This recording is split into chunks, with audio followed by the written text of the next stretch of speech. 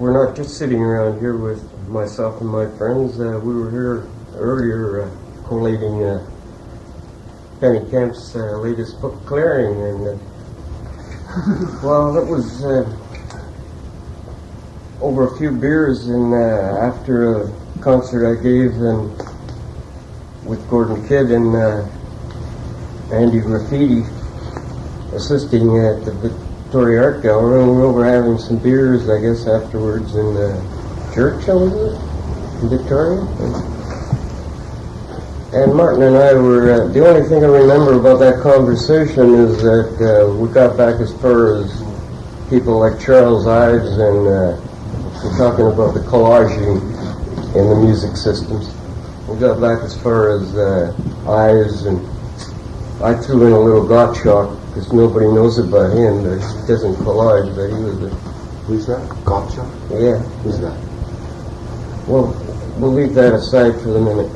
Because I want to tell you, the only thought that I can remember from that conversation that Jury was asking me about with Martin was in collaging in music, I guess as in anything else, but in music, if the collaging has to take, especially into instances of multiple rhythms, but they're not multiple rhythms around the same pulse. They're multiple above a searing pulse coming out of the Bindu or Miller Cascade or something and going along like a river. That's where the pulse is, into eddies and back eddy, but it's smooth like a ah. So in that case, if you're using multiple rhythms, they're coming off, if you can visualize it, underneath or over top. In my case, when I'm playing the piano with two hands, this one is moving at literally probably a different pulse, blood pulse, if I really get into it. So if you can understand Don, or rather than like multiple music and say the big band of Don Ellis or something, where the multiples, or even in African... You're talking about simultaneous pulses which aren't connected in any sort of mathematical trickery.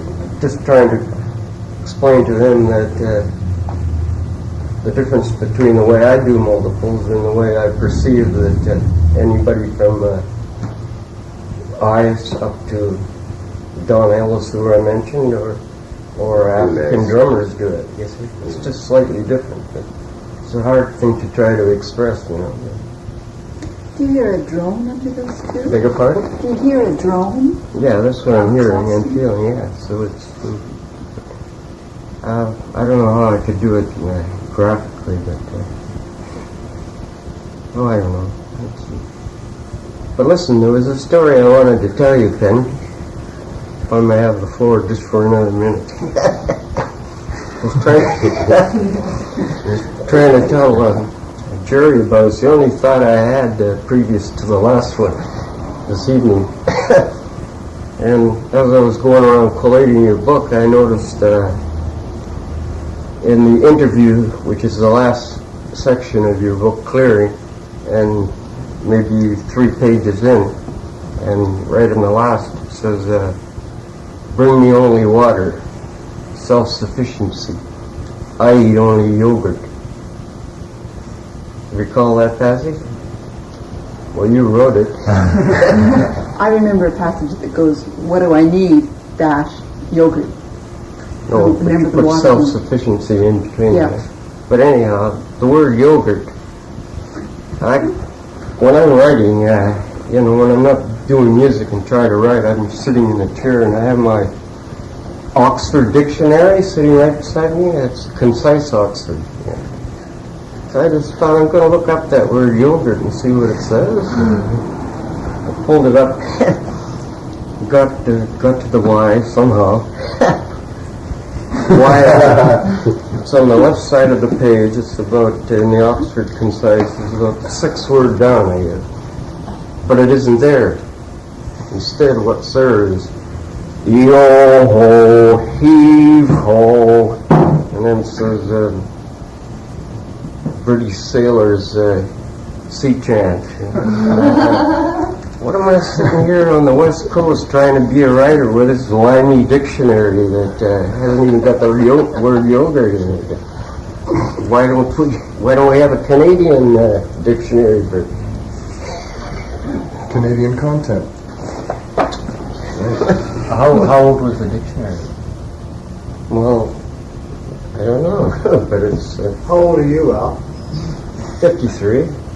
Going on Aries 54 and March 26th. Yeah. Same as you. It's another Aries. How you been doing, Doc? I'm doing fine. I've been thinking a lot about music lately, Leslie.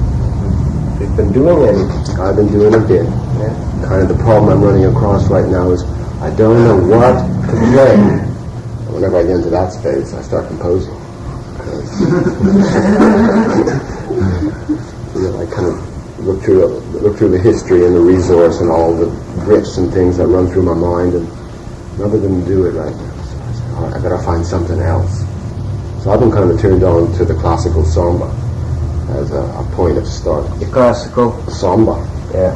It seems to have the bum bum bum bum bum bum bum bum bum. Because I like one pulse. I like to start off with one really strong, simple rhythm, kind of build on top of it. Seems to be the, That's okay. yeah, it suits me to a T.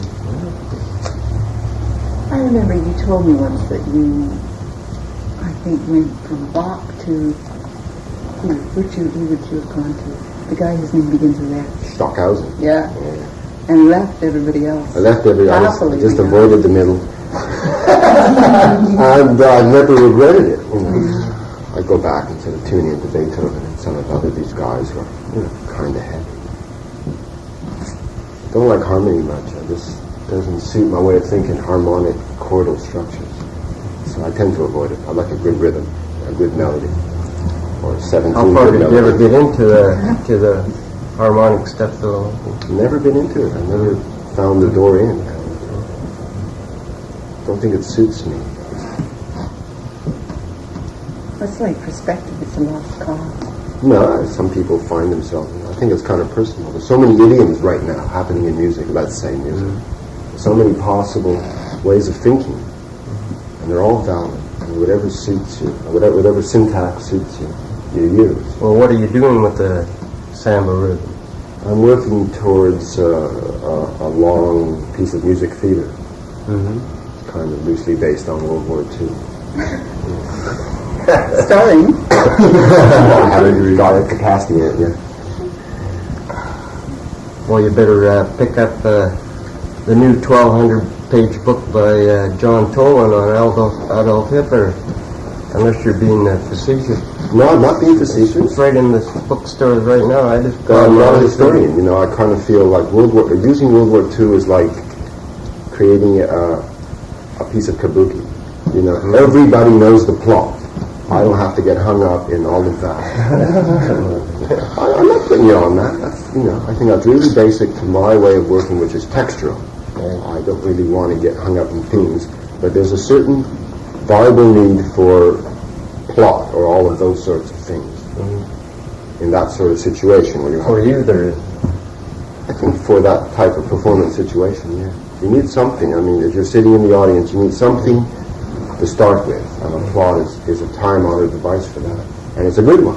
I just don't want to have to write them, but if I can use something like World War II or Watergate, I'm kind of bored with the whole Watergate's the same thing. All you have to do is say Watergate, everybody knows what you mean.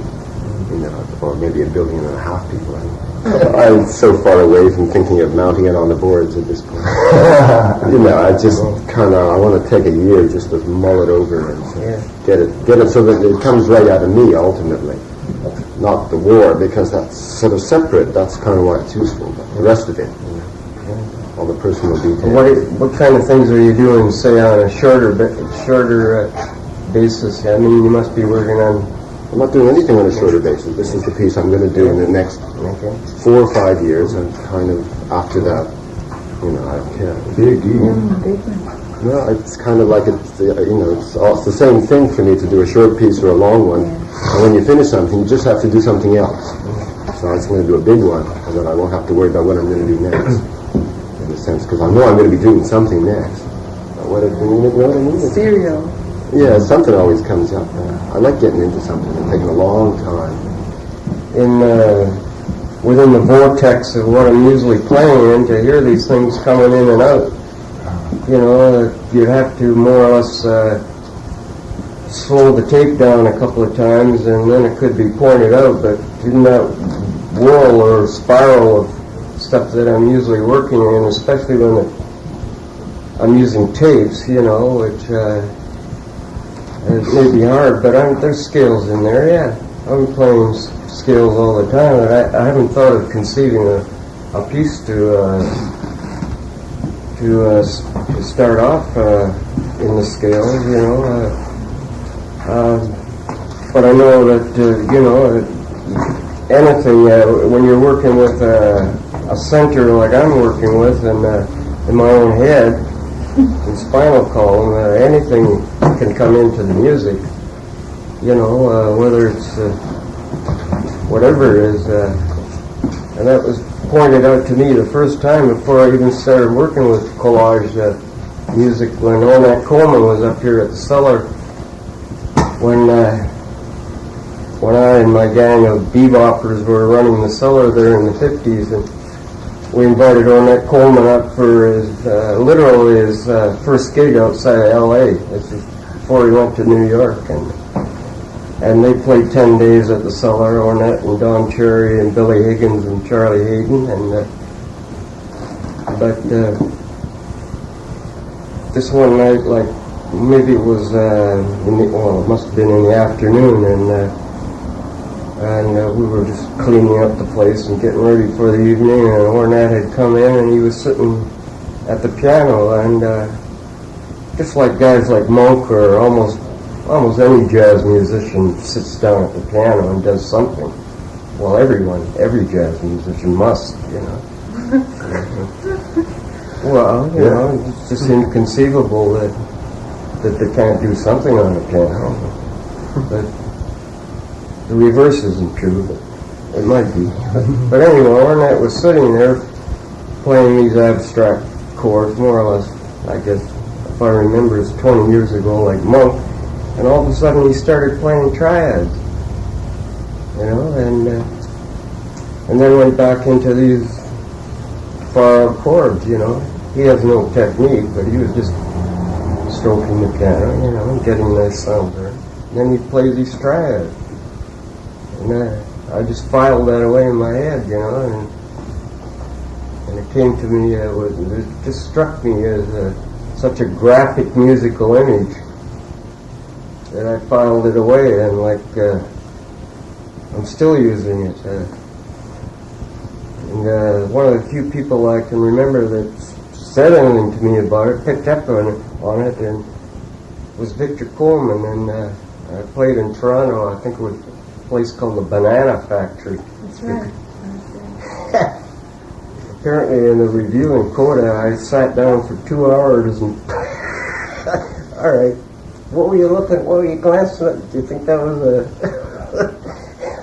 Alan Offstein said I sat down for 2 hours. Oh, that's not 2 hours, is it? I said about 2.5 centimeters. And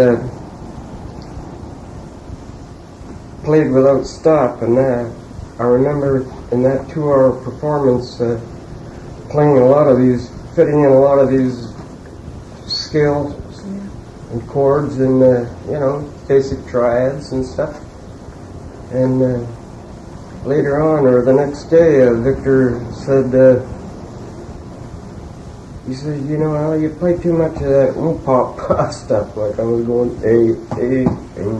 two or something in the middle of all that stuff. Well, that's all I got to say about that, to answer that question. I don't have too many pauses, especially in my music, When I was working on that show in 1972 at the Vancouver Art Gallery at Locust Show, if you remember, for some reason or another, I had to dig into what few files I have left of my life, and there's 10 or 12 scrolls of music I played in from 1933 till 1939, like from places like the Toronto Conservatory and so on. This stuff is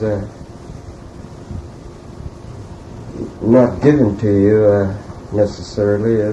These are like the winning of contests, like, and I noticed on one of them was sort of an adjudication of maybe the 10th grade of the Toronto Conservatory I was in, and it was signed by a knight.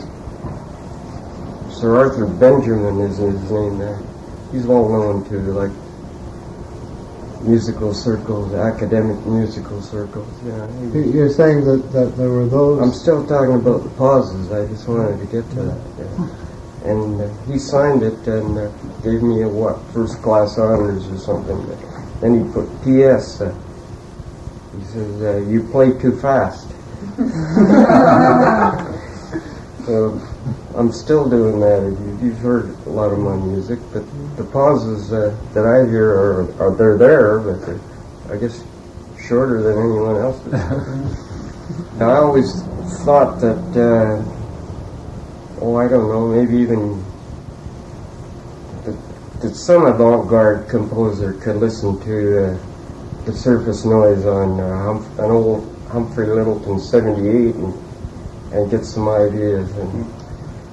And it was, but I thought of this before electronic music came along. You see, oh no! When I first started out playing, when I was 8, and I'd have the Bach 2-part inventions out in front of me like this, but I had memorized them all, so I didn't need to really read them. So I had a comic book there to read once.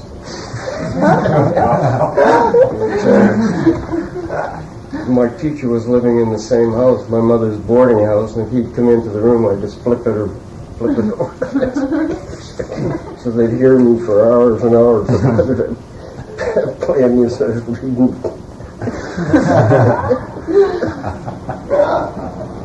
Like any kid, I hated playing, having to learn the music. I was talking to Penny earlier, and just before we came back here to sit down, and she was telling me about a performance that she's got coming off in Toronto at the Paul Murray. I wonder if she'd like to talk about it. It's not Paul Murray, it's Pass Murray. Oh, well. Yeah, it's Paul Well, Latvian isn't that good. It would intrigue you. I think Jerry's going to be able to see. It began as 100-page, again, like this clearing page poem. But then I'm obsessed with translation. And so I work really closely with a composer called Kobe Stoller. Kirby. Kobe Stoller is an island musician. And what he's done is he's taken the words and translated them.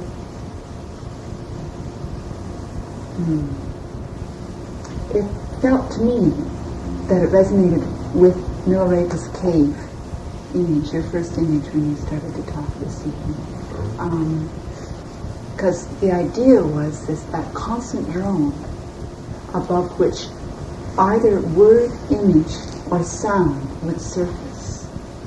I was really intrigued by what you and Don were talking about in terms of theater, music, play, performance, that whole mixed media thing, which we've lost since '68 or so, because I think because we skipped over the surface.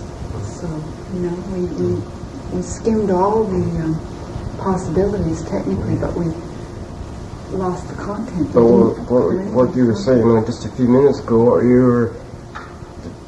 is this a problem that you might have to try to solve in this production? Like there's a surface here, and there's going to be words spoken by the performers and the music, and how to That's right. to get each one to Yeah. like in dynamics and every other parameter to I keep thinking of when they should just be the same and when one should be well, different? you can do it if you have a cross circumscribed, if you have the linear line in the context of a circle. Mm-hmm. So graphically, the layout of this piece is the composer with his prepared tapes, and then me as a chanteuse, like chanting, and the oboe instrumentalist at the back of the stage, at the back of the audience, and then on the stage are the mime and the two actors who are acting it out. Well, is the pre-recorded tape? Is it?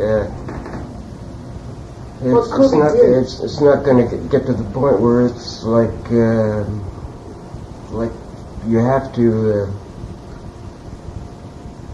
relate so much to that tape of what you're doing that it's going to inhibit you from. As soon as I get back, In other words, the tape is going to be in control of the performance. I can't see that happening with me because nobody could be in control of. Well, we'll have to like if you all like drowned it out or. The tape, the prepared tape, is Ann England's directors and my voices. What Kobe did was there's one long chanting poem which it goes once having known, and he put an oscillator at various frequencies, and we chanted out, or I chanted out the line of it, and then mixed that, and then mixed it. He's taken 6 different sections and done different prepared tapes from each section. He's going to have a hell of a time mixing it for the performance. I don't know how that's going to be. Well, it's just stuff that you're going to have to work out on. How do you deal with that? Well, that's a problem. Like each time I perform, the last few years I've been working just solo piano, so there's no problem. But now that I'm apparently in action again, and I've just done a couple of concerts, and this one coming up, working at the UBC, where I'm using electronic tapes. First of all, we've got to get the tape so it's coming out of the speakers in a certain way, and a certain timbre in the way I like to hear it, and then the piano has to be mic'd, so it's coming out at pretty well the same dynamic level, like as the tape. And then furthermore, I have to be able to sort of monitor it so that you can't do it perfectly when you're actually performing the piece. But if you can hear the tape and monitor it, then you can pretty well mix in with it at the levels that you want to, especially if you've made the tape yourself. Right. Is the tape words as well as electronic? In this case, it's all sound. Some of them are concrete sound. The way I consider the tapes, no one's ever asked me this, I don't think.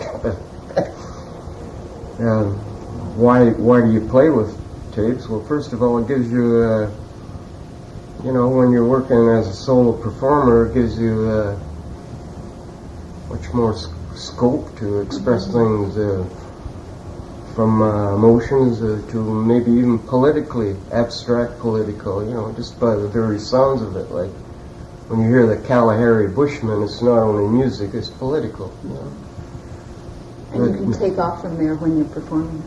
Yeah, but what I was going to say is the tapes to me, like in my 10 or 15 years as a bebopper, playing all the harmonic changes and so on, those were the given, those were the fixed, the harmonies, the bebop harmonies that we played, and those were the givens, that and the rhythm and so on, of that form, and you had to do your creativity within those harmonic gestures, you see.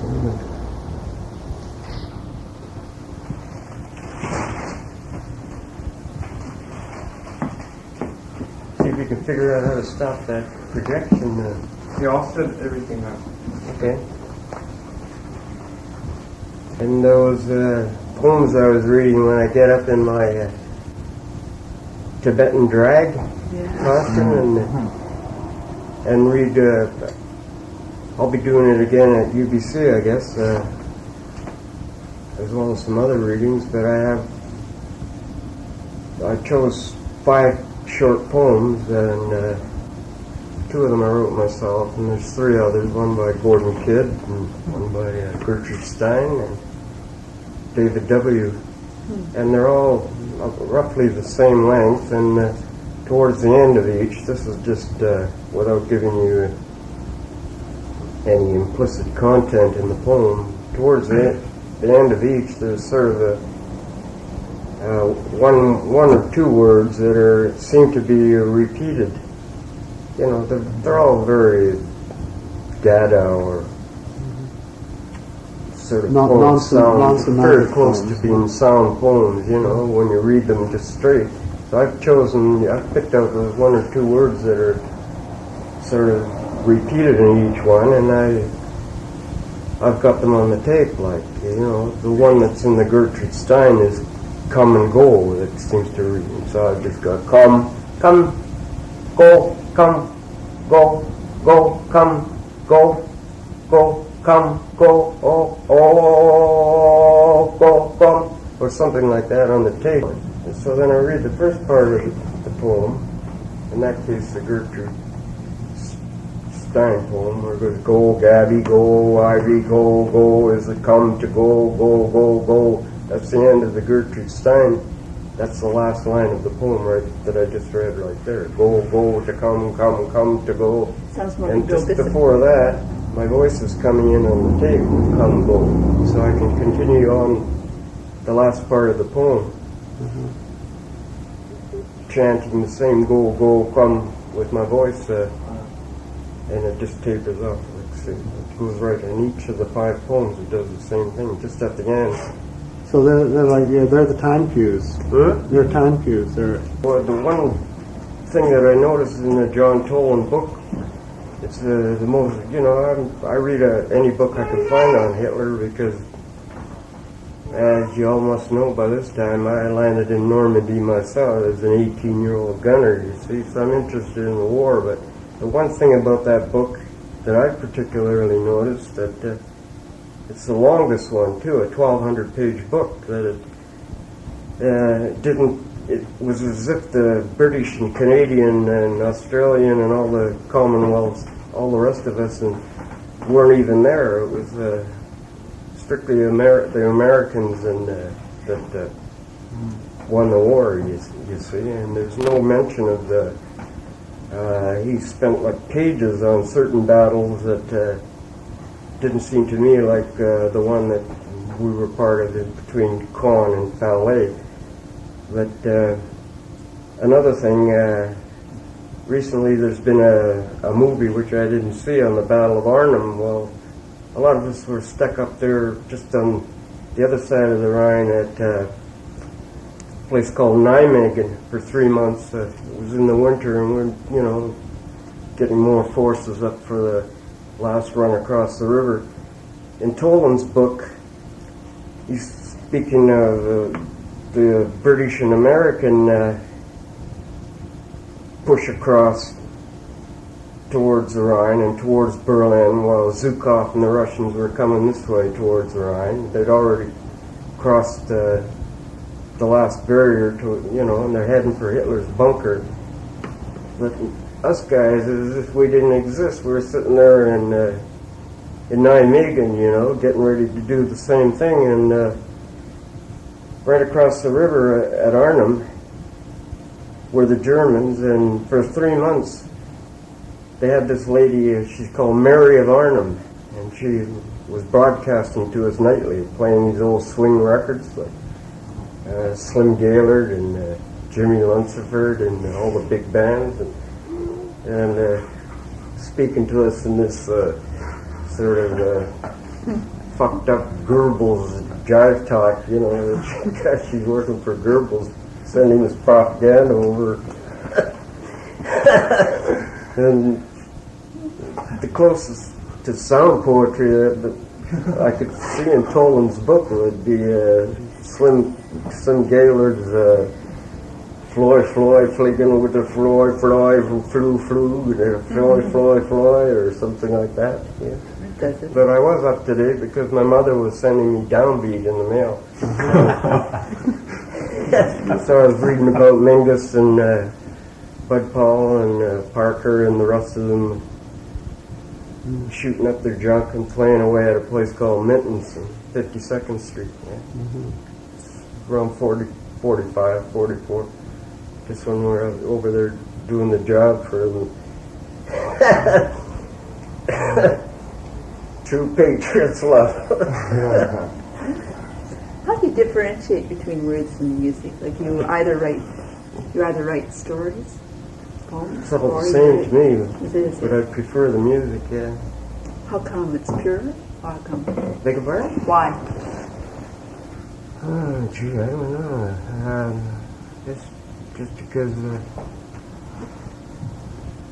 Just because I'm hearing it all the time in my head, you know. And that's why I sometimes upset people by appearing at 8 o'clock in the morning trying to get at their piano, you know. Do you feel anything like that when you really When you gotta play, got something and Yeah. you haven't got your instrument? And yeah, you're lost without it. what do you do about it? Well, I'm lucky in that I just, Yeah. there's a room in our house I can go to.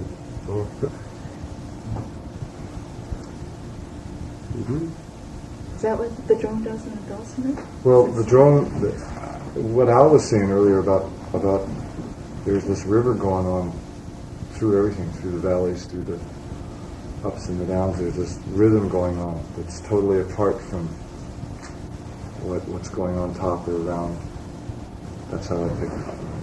Well, it's not so much a rhythm; it's just like a breath or a pulse, or, Uh-huh. you know. Yeah. It's just the river. It's just, you know. Yeah, that's why I say It's river.